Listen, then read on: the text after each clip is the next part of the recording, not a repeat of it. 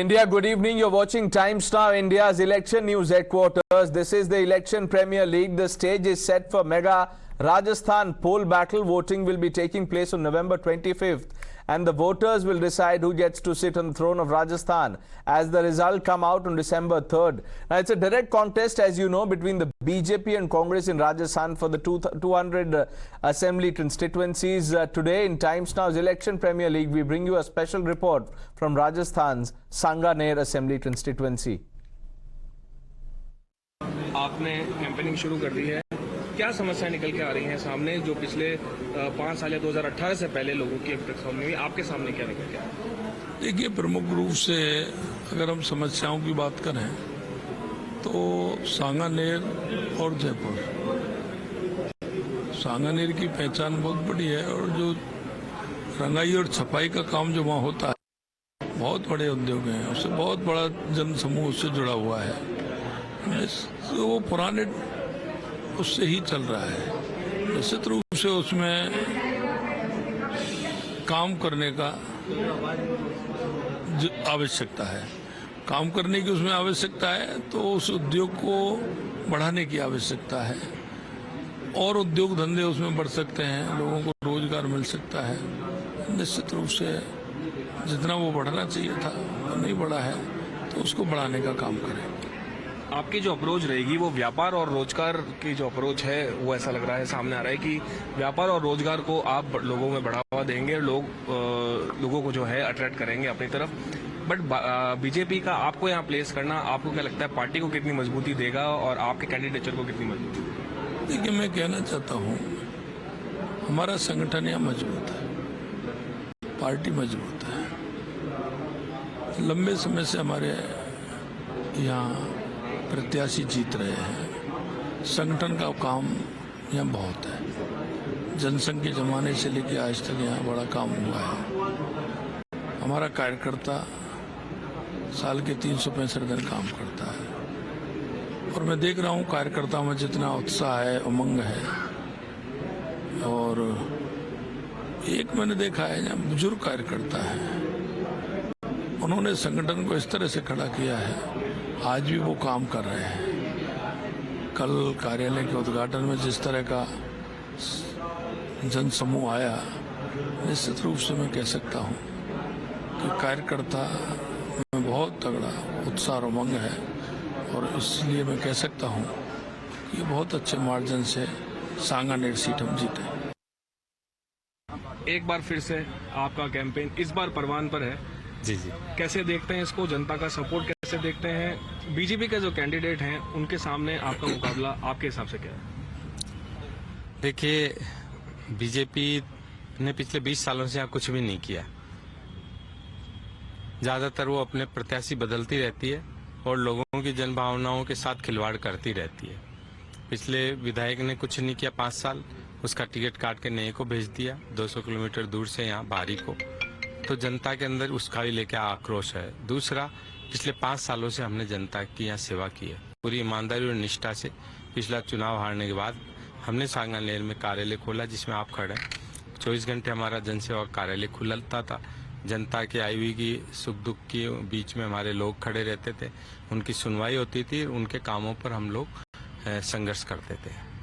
और उसी का नतीजा है कि आज मेरा चुनाव मेरा नहीं होकर के आम जनता का चुनाव बन चुका है और जनता इस बार इन बाहर से आने वाले लोगों को सबक सिखाना चाहती है। आपको लगता है बीजेपी ने जो अपना प्रत्याशी यहाँ उतारा है, उनको यहाँ उतार के आपका काम आसान कर दिया है पार्टी ने? निश्चित तौर पे उसका फायदा मिलता है कि भाई आपने प्रत्याशी किस तरह का दिया है। आज पुष्पेंद्र भारद्वाज जयपुर में जन्मा, जयपुर में बड़ा हुआ, जयपुर यूनिवर्सिटी का अध्यक्ष बना, जयपुर में रहा और जनता मेरे को कभी भी इस सांगानेर की नहीं, जयपुर की जनता मेरे को चाहे तो 15 मिनट में पकड़ सकती है, किसी भी कोने में मैं रहूं। लेकिन आप बाहर से 200 किलोमीटर से आए हो प्रत्याशी को कहाँ पकड़ोगे? कुछ पता ही नहीं लगेगा। ये जनता समझने लग गई अब। क्या बीजेपी प्रत्याशी बिना मन के यहाँ पे चुनाव लड़ रहे? ये तो आप उन्हीं से पूछिए, उनका मन तो उनकी शक्ल बता पाएगी। भारद्वाज क्या कह रहे हैं? आप यहाँ सांगानेर में राज कर रहे हैं सर, 7-8 साल 10 साल हो गए आज। अभी मेरे को वो एक कुछ लोग कह रहे थे, जनता ये कह रही थी, अभी मैं देख रहा था, वो जबरदस्ती यहाँ पे अब जैसी भी स्थिति। लेकिन अभी कुछ लोग कह रहे थे कि पिछले 10 दिन के अंदर जब से प्रत्याशी डिक्लेयर हुए हैं सबसे ज़्यादा ना गूगल सर्च किया गया सांगानेर में। तो सुनने में आ रहा है कि जो हमारे सामने प्रत्याशी उनको जगह का ही नहीं पता, तो उन्होंने गूगल सर्च कर करके उसको ढूंढा वो कौन सी जगह जाना चाहते हैं, किस जगह जाना चाहते हैं। तो ये आप समझ सकते हो इन चीज़ों से कि भाई कि सामने वाले प्रत्याशी क्या स्थिति हो। We also spoke to the people of Sanganer. This is what they expect from their lawmaker. I've come to the colonies of the Sanganer constituency here in Jaipur, and these are the main people who, play a very important role to make any leader come forward for their work, for anything that they need, and the basic facilities that they require, whether it is roads, whether it's water, whether anything that would be provided by the MLA or be facilitated by the MLA here. Colony में कितने समय से रह रहे हैं आप? हम साहब 10 साल से रह रहे हैं। अभी तक 10 साल में क्या मानसिकता बनी है यहाँ पे काम की, या फिर कॉलोनी का विकास बिल्कुल रुका हुआ है। पुष्पेंद्र भारद्वाज जी अपने MLA नहीं रहते हुए भी अपने अभी 6 महीने से बरोबर अपने हमारा इधर ध्यान दे रहे हैं और आश्वासन दे रहे हैं कि भाई आने वाले चुनाव के पश्चात आपकी कॉलोनी की समस्या जो भी है हम अपने उसको दूर करेंगे और समय समय पर आपको सेवा का मौका देते रहेंगे। आश्वासन ये है कि यहाँ बेसिक सुविधाएं बिल्कुल भी नहीं है। पानी की बहुत ज़्यादा समस्या है, टैंकर है, ट्रैफिक भी बढ़ जाता है इससे, और रोड है बिल्कुल नहीं है। किसी से भी संपर्क करते हैं वो बोल रहे हैं कि सीवर लाइन डल जाएगी, पाइपलाइन डल जाएगी, उसके बाद ही होगा। ऐसे में कोई हम पर्सनली भी कुछ नहीं कर सकते। बहुत बड़ी समस्या है ये। बीजेपी के पार्षद हमारे रहे यहाँ पे, वो एक दिन भी आकर कॉलोनी में उन्होंने विजिट नहीं किया। हमारी यहाँ की कोई भी समस्याएं उन्होंने सॉल्व नहीं करी है। और जो MLA अभी नहीं रहे हैं पुष्पेंद्र भारद्वाज जी, उन्होंने 2-3 मीटिंग की, आश्वासन दिया है कि वो रोड वगैरह का काम करवा देंगे। बहुत 32 मिट्टी भर जाती है। मैं तो रोज ही नहीं तो पूछो मत, पूरी रोड टूटी पड़ी है। पूरी रोड में बरसात में पानी भर जाता है, वैसे मिट्टी उड़ती रहती है सारे दिन। न सीवेज लाइन है, न वाटर लाइन है, कुछ भी नहीं है। और 20 साल लोग हमको रहते हुए कुछ भी सुविधा नहीं। 20 साल से 25 साल से रह रहे हैं और 25 साल से हमारे इधर कुछ भी विकास नहीं हुआ है। हम 25 साल से कंटिन्यू अप्लाई करे जा रहे हैं। आपके जैसे भाई साहब बहुत अच्छे से आते हैं, इंटरव्यू लेते हैं, समस्याएं सुनते हैं, मगर हमारा कोई भी समाधान नहीं होता। Congress's Sachin Pilot filed his nomination from the Tonk Assembly constituency. He had won the seat in 2018 by over 54,000 votes. The BJP is yet to field anyone against Pilot from this seat. While speaking to Times Now, Pilot expressed confidence that Congress will win with a huge margin. सब जनता का प्यार है, हमारी सबसे बड़ी पूंजी यही है और मुझे पूरा विश्वास है कि कांग्रेस पार्टी 55 बहुमत लेकर सरकार बनाएगी। जिस तरीके से 156 की बात हो रही है, 230 का मिशन भी देखा जा रहा है, पायलट की भूमिका कितनी जबरदस्त रहेगी? मैं तो हमेशा से पार्टी के लिए काम किया है, प्रचार किया है। 2018 में जो हमारे सिर्फ 20-21 विधायक थे, हम बहुमत में हैं। सब कार्यकर्ताओं की मेहनत की बदौलत है और वही मेहनत दोबारा करनी पड़ेगी ताकि हम बहुमत दोबारा लेकर आए, सरकार कांग्रेस पार्टी की बने। आप जब अध्यक्ष थे 21 से आप 100 क्रॉस करके ले गए, अभी आप उस समय आपके पास दोहरी जिम्मेदारी थी, अब और क्या जिम्मेदारी रहेगी? क्योंकि इस बार पार्टी ने जहाँ जहाँ जिम्मेदारी दी है प्रचार की, समर्थन जुटाने की, उस काम को मैंने किया है। हमारी पास सरकार पिछली बार थी, हम 20-21 विधायक रह गए थे, तो वो दोबारा रिपीट ना हो, ये हम सबकी जिम्मेदारी है। सरकार में रहकर दोबारा बहुमत में आना, इसके लिए सबको मेहनत करनी पड़ेगी। लेकिन मुझे पूरा विश्वास है इस बार सरकार कांग्रेस की बनेगी। आपको लगता है एंटी इनकम्बेंसी कुछ रहेगी? थोड़ी बहुत हो सकती है, लेकिन मुझे लगता है कि भाजपा में भी कोई दम नहीं बचा और सरकार कांग्रेस पार्टी की बनेगी। भाजपा ने एक ऐसे व्यक्ति को प्रभारी बनाकर भेजा है जो दानिश अली के लिए उन्होंने कई तरीके के शब्द कहे थे और अब वो यहाँ अपनी चौकड़ी जमा रहे हैं। तो बीजेपी में ऐसे बहुत से लोग हैं जिनका शब्दावली पर संयम और कंट्रोल नहीं रहता, तो जनता निर्णय करेगी किसने क्या भाषण दिया, क्या स्टेटमेंट दिया, वो सही था गलत था। मैं तो चाहता हूँ अच्छे माहौल में चुनाव हो, बेहतर उम्मीदवार चुनाव जीते और हम सब कांग्रेस पार्टी के लिए मिलकर काम करता कि सरकार हमारी बने। पायलट साहब, शब्दावली की आप बात कर रहे हैं, कुछ शब्दावली आपके खिलाफ बहुत रही जब आपने आवाज उठाई, मुद्दे उठाए। मुझे खड़गे जी ने कहा माफ करो, भूलो, आगे बढ़ो। मैं उस लाइन पर चल रहा हूँ, माफ करो जी कहा किसी ने, भूल जाओ, आगे की तरफ देखो। और मैं तो अपने शब्दों के लिए जिम्मेदार हूँ, कोई और क्या बोलता है ये बहुत महत्वपूर्ण नहीं है। हमें तो पार्टी को जिताना है, सरकार बनानी है ताकि 2024 में इंडिया की सरकार बने, कांग्रेस की सरकार बने और बीजेपी को हम चुनाव हरा पाए। I'm a loyal foot soldier of the party, putting differences aside. I'm working for the party. Sachin Pilot there speaking exclusively to Times. Now, taking a short break. When we return, we'll talk about what's happening in Madhya Pradesh.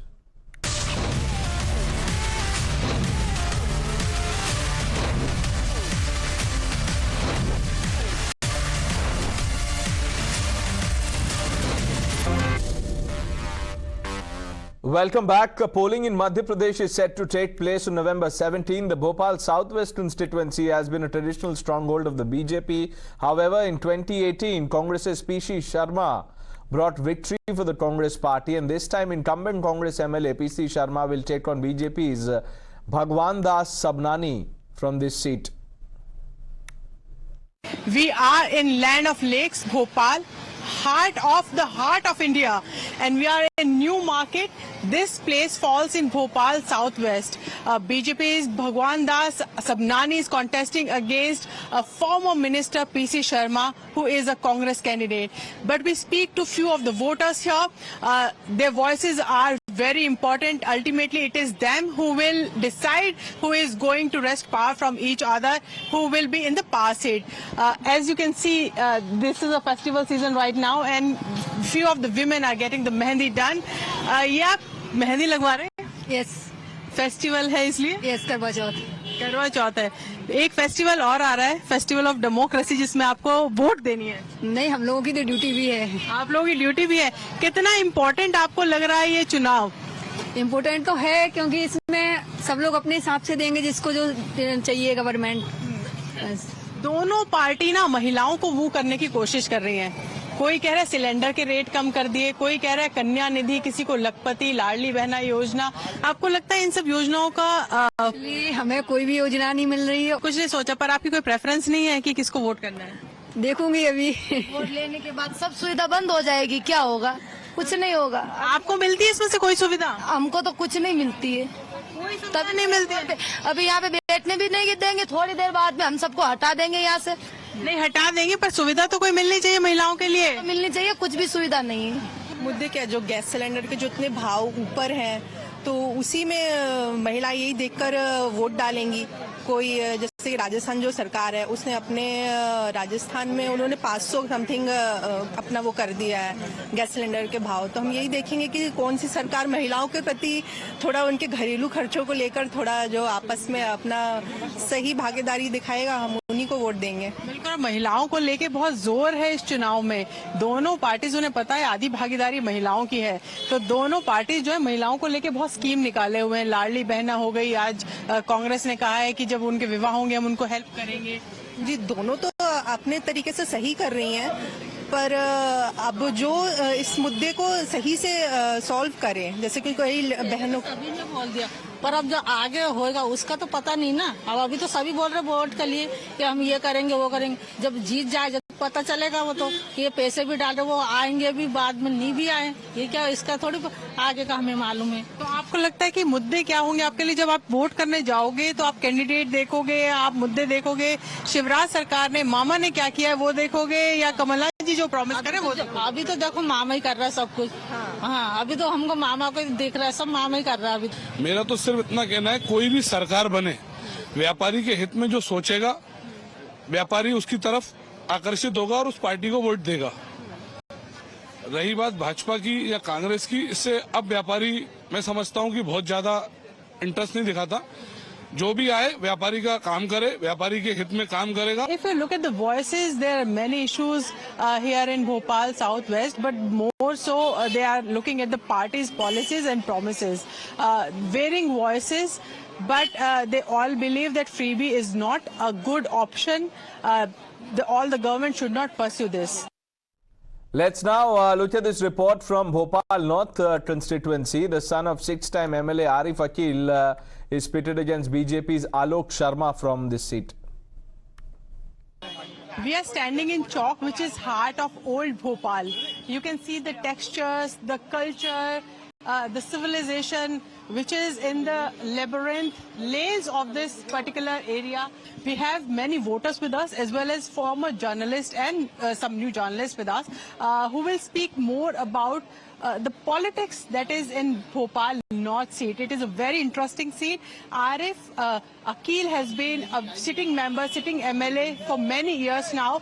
He is not well, and that is why his in fact son has got the ticket from here. But it is a very interesting fight because this particular seat has a dominant minority population as well. Sir, आप तो author भी हैं एक, और आपने culture को देखा भी है, आपने इसको बहुत मजे से लिया है. किस तरीके से देखते हैं आप इस भोपाल नॉर्थ की सीट को और इस चुनावों को? देखिए, भोपाल जो उत्तर की सीट है, ये बनी तो 1977 में थी, 1977 में, लेकिन भोपाल का जो मूल चरित्र है, भोपाल रियासत का या पुराना भोपाल का, वो इस सीट पर रिप्रेजेंट करता है. सबसे बड़ी बात यह है, इसलिए यहाँ पर धार्मिक ध्रुवीकरण जो है वो कभी इतना नहीं हो पाया आज तक जैसा कि दूसरी सीटों पर भोपाल में होता आया है. ये सबसे बड़ा अंतर है. दूसरी बात है कि इस सीट का जो सामाजिक चरित्र है वो भी मिला जुला है. यहाँ मुस्लिम्स भी रहते हैं, काफी हिंदू भी रहते हैं और दूसरे लोग भी रहते हैं. लेकिन 2008 के परिसीमन के बाद थोड़ा सा इसमें फर्क आया है. खासकर डेमोग्राफिक चेंज हुआ है इसके अंदर, इस सीट के अंदर. वो ये है कि हिंदू जो है वो पॉपुलेशन अब ज्यादा हो गई है, मुस्लिम पॉपुलेशन कंपेरेटिवली कम हो गई, जो कि पहले ज्यादा हुआ करती थी. अब मुस्लिम यहाँ पर 35% है और हिंदू करीब 54% हैं, और इसके अलावा दलित 10% दलित भी हैं. तो उस हिसाब से तो ये सीट बीजेपी को जीतनी चाहिए थी, लेकिन बीजेपी इसको जीतने में केवल एक बार ही कामयाब हो पाई है. उसका कारण ये है कि उस तरह से पोलराइजेशन इस सीट पर अभी तक नहीं हो पाया है जैसा कि पहले होता रहा है. उसमें बड़ा कारण खुद आरिफ अकील भी है. शर्मा जी, आप मुझे एक बात बताइएगा कि ये कह रहे हैं ध्रुवीकरण उस तरीके से नहीं हो पाया, कम्युनली सेंसिटिव सीट है जो दोनों पार्टीज इसको मानती हैं. आपको क्या लगता है इस चुनावों में क्या फैक्टर यहाँ पर चलने वाला है? भोपाल उत्तर की आप बात कर रहे हैं. देखिए, भोपाल उत्तर की जो मानसिकता है, मेरी दृष्टि में ये मेरा आकलन है कि लगभग 70 से 80% यहाँ सांप्रदायिक मानसिकता है. भोपाल उत्तर में केवल जब से राजधानी बनी है भोपाल, और न केवल भोपाल राजधानी बनी है, जब से स्वतंत्रता आई है 1952 से जो यहाँ चुनाव शुरू हुए हैं, केवल एक ही बार यहाँ से नॉन मुस्लिम जीत पाया है, वो है 1993 में, चूँकि ढांचा गिरने के बाद के बड़े दंगे के बाद. बाकी इससे पहले यहाँ पर हमेशा मुस्लिम समाज के लोग ही जीतते रहे. तो मुझे लग रहा है कि यहाँ पर सांप्रदायिक ध्रुवीकरण वोटों का है, ऐसा मुझे लगता है. गिरीश जी, आपको लगता है अब आरिफ जी अब की बार चुनाव नहीं लड़ रहे हैं, समीकरण कुछ बदल सकते हैं? देखिए, समीकरण बदलेंगे या नहीं बदलेंगे, लेकिन अभी आपने जलेबी की बात की है. इस कॉन्स्टिट्यूएंसी के नेचर को अगर मैं डिस्क्राइब करना चाहूँ तो हाँ, इस कॉन्स्टिट्यूएंसी में मिठास तो है, मगर पेच के साथ. जैसे जलेबी में बहुत घुमाव फिराव के साथ मिठास होती है, वैसी मिठास इस कॉन्स्टिट्यूएंसी में भी है. तो आप इसको, इस कॉन्स्टिट्यूएंसी को उस नजरिए से देखिए. अब ये देखना जरूर होगा कि वो मिठास का जो तत्व है, एलिमेंट है, वो कौन सा है. और पिछले अगर चुनावों की बात अगर हम करें तो पिछले चुनाव में जैसा कि शर्मा जी ने भी कहा है कि इस कॉन्स्टिट्यूएंसी का रिप्रेजेंटेशन जिस व्यक्ति ने किया, उसकी वजह से एक नेचर स्वाभाविक रूप से बन जाता है कि ये एक पर्टिकुलर नेचर की कॉन्स्टिट्यूएंसी है. लेकिन इस बार सीन थोड़ा सा बदला है. कई सालों से 98 से लेके अभी तक आरिफ अकील यहाँ का रिप्रेजेंटेशन करते आए हैं, और तमाम कोशिशों के बावजूद बीजेपी यहाँ सफल नहीं हो पाई है. लेकिन अब आरिफ अकील ने अपनी विरासत अपने बेटे को सौंपी है, और उसी तरीके से आलोक शर्मा यहाँ पर हैं जो शहर के महापौर रह चुके हैं. एक बार शायद पहले भी वो इस कॉन्स्टिट्यूएंसी से चुनाव लड़ चुके हैं आरिफ अकील के खिलाफ. तो वो पहले पिता के खिलाफ लड़े थे, अब वो बेटे के खिलाफ लड़ रहे हैं. तो ये आलोक शर्मा जो है वो चेहरा यहाँ पर किसी इस कॉन्स्टिट्यूएंसी के लोगों के लिए नया नहीं है. लेकिन आरिफ अकील के बेटे का जहाँ तक सवाल है, उसको अभी लोगों को परखना है.